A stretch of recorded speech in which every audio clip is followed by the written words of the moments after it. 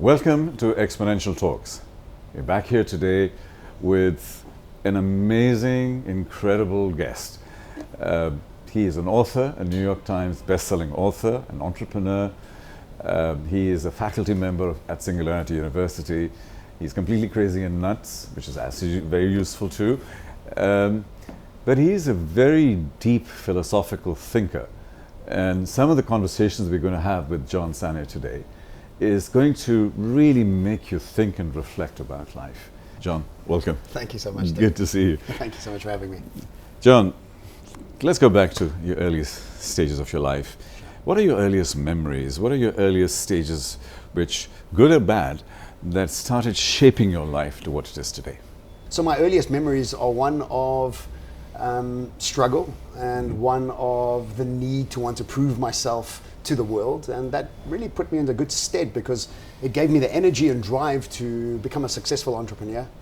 And but unfortunately at 30 years old I lost everything and went bankrupt, and in itself that became a fantastic catalyst and learning experience for where I am today. I often think that many successful people come from a poor background or an emotionally disturbed background. What that does, it excels them into a place, and hopefully they're able to alchemize it and get it into a more comfortable and more fluid space. One of the people I follow very closely is Tony Robbins, and he talks about having your blueprints, a mental blueprint. And a lot of us, and the way we make our decision is, if it doesn't fit into our blueprint, then we are uncomfortable. Yes. Is that a similar philosophy? So the blueprints are very much the expectations we have around the world and of the world. Yeah. And what these expectations are made up of are our memories. And science has now proven that 50% of our memories are false. You just have to remember which is 50%, and nobody knows because most memories are subjective, and we have held on to certain stories that make us feel like who we are, give us our identity, and then what we start doing is start looking for those patterns, and if we don't find them, we feel uncomfortable. But really the truth is that many of those patterns hold us back. If you were abused when you were younger, or if you had financial issues, or if you're bullied at school, what starts to happen throughout your life is you keep repeating those relationships. You start creating patterns of having bosses that treated you just like the old boss you had on another continent, or if you went from one relationship to another, people have similar patterns. So this blueprint is very much about your own personal reality creation option or opportunity that you have, and the only way that you can get rid of them is to move from unconscious memories to conscious memories. In other words, move from blaming your past to thanking your past, so you can understand that everything's been a process of preparation for where you are right now. What does trust mean to you, and how does that manifest itself in business and in life? What are your thoughts on trust? That's such a big question. For me, trusting myself is where it starts, because often what we do is we have certain concepts and characteristics we want to follow as ourselves, and somehow we fall off that wagon. So this incredible journey to integrity, and as a man definitely to become a mature version of myself. If I've got dodgy movements going on underneath my world, what I'm always doing is expecting them on the outside world, because that's the way I'm thinking. I think this concept that everybody must be a futurist, that's too much pressure for everybody, because I think you and I love it.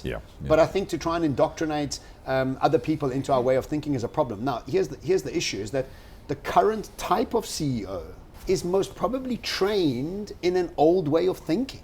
Because the CEO from previous years needed to be accountant, an engineer of sorts, and all of those are based on creating structures that extrapolate the past into the future with a good roadmap to understand what's coming. Whereas the CEOs of the future, like the Elon Musks, are useless at that. And they're not actually good at that at all. So what we've got to realize is that the personality traits of the CEOs are starting to change. How do you overcome that chasm and have the belief system that if I have a strong enough belief, I can get there? Well, again, I think it's really about following what makes you most excited. I don't think you can create that sort of thing based on a number you want to reach or a financial situation you want to reach. For me, those moonshots are always based on what makes you most excited, what shines brightest for you.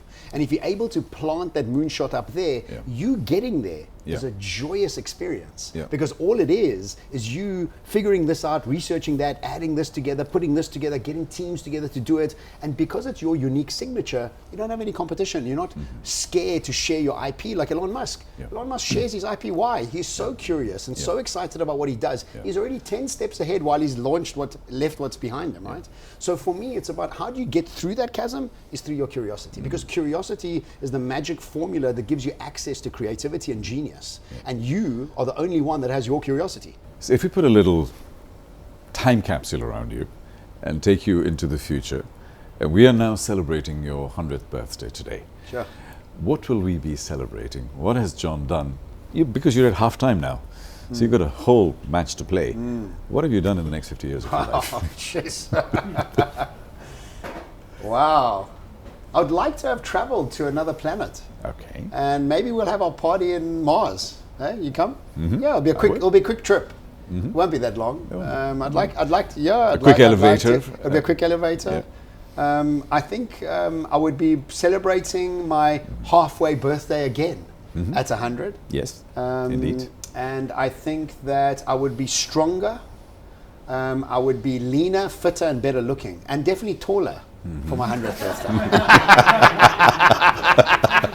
And I'll still have hair. Yeah. And you could have hair. I'll give you a birthday present. Indeed. Yeah. It's been a real pleasure. Thank you very David. much indeed, John. Thank you so much. Real Thank pleasure. you, guys. Thank you. Thank you, brother.